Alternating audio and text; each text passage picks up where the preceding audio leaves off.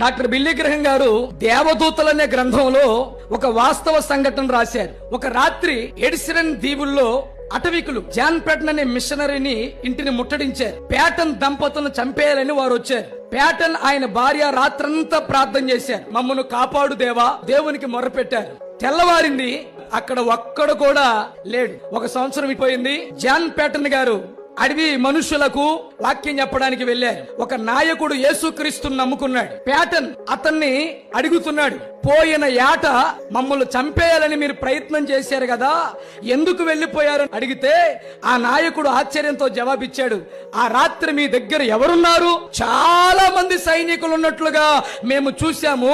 వాళ్ళ దుస్తులు ప్రకాశవంతంగా ఉన్నాయి, వారి చేతిలో ఖడ్గాలున్నాయి, మేము భయవేసి వెళ్లిపోయామన్నాడు.